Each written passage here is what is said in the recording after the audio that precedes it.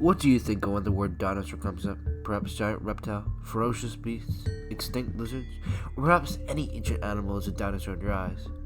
What if I told you that many of the animals you're likely to think of aren't dinosaurs at all, or might not even be related to dinosaurs?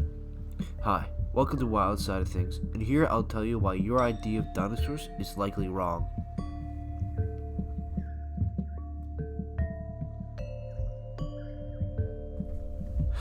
Over the centuries, the idea of what a dinosaur is has changed drastically.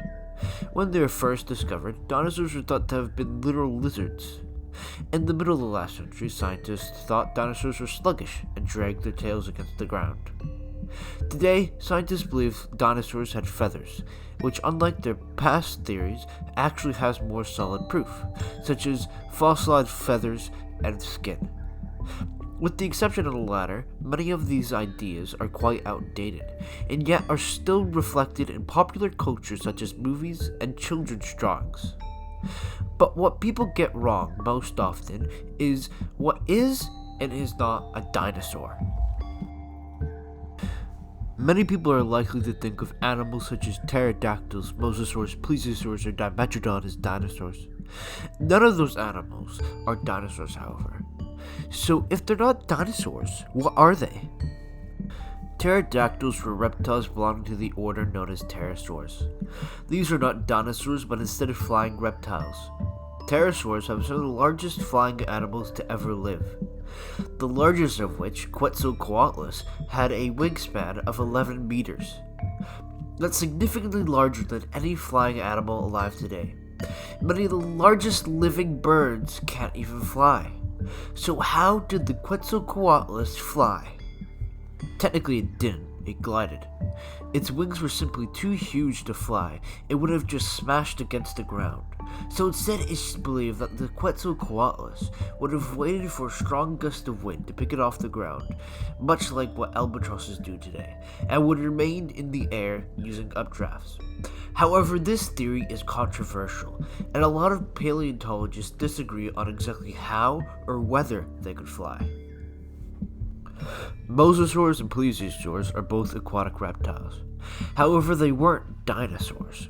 In fact, there weren't really any aquatic dinosaurs, with the exception of some birds, yes, birds are dinosaurs, and the Spinosaurus, which has increasingly been found to most likely have had an aquatic lifestyle. That even includes crocodiles in that grouping of animals that weren't dinosaurs. Mossasaurs were probably the furthest related of the mentioned reptiles. Their closest relatives were the monitor lizards, which also technically makes them lizards. Plesiosaurs, crocodiles, and pterosaurs are some of the closest related relatives of dinosaurs, as they're all collectively in the grouping known as the archosaurs. Archosaurs are one of the two main groupings of reptiles, the other being the Lepidosauros, which includes lizards and snakes.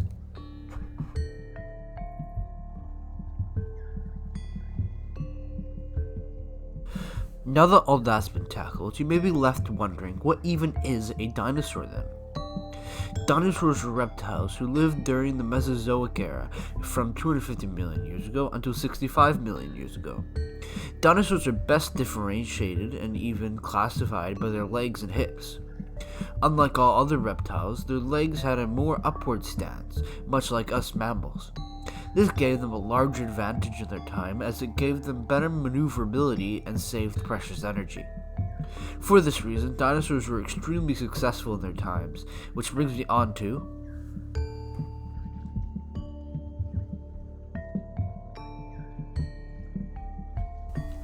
many people have the misconception that all prehistoric animals are dinosaurs, and that dinosaurs took up most of Earth's history. This is completely false. Originating 250 million years ago and going extinct 65 million years ago, dinosaurs take up a very small portion of Earth's history. With its not so humble beginnings 3 billion years ago, life on Earth has an extremely diverse and complex history with more than just dinosaurs. A good example of an animal that lived before the dinosaurs and is mistaken for one is Dimetrodon. Dimetrodons aren't even closely related. They're synapsids, which are the precursors of mammals, making them technically closer related to us than dinosaurs.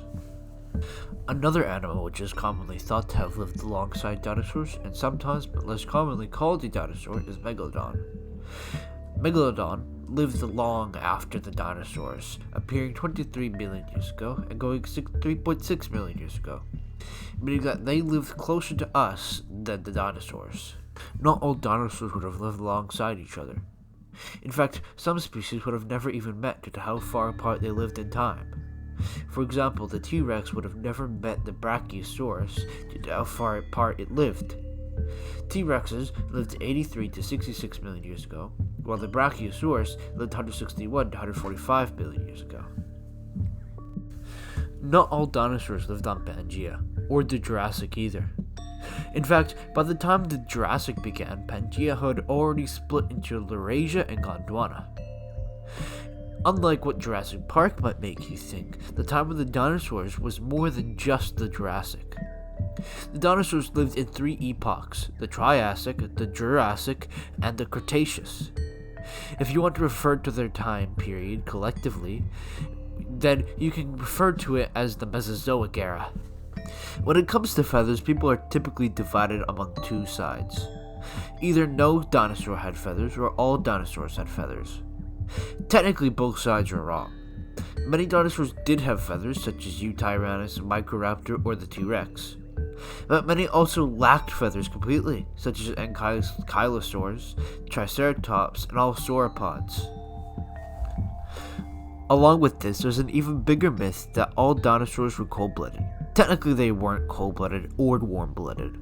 They're in a separate classification between warm-blooded and cold-blooded called mesothermic.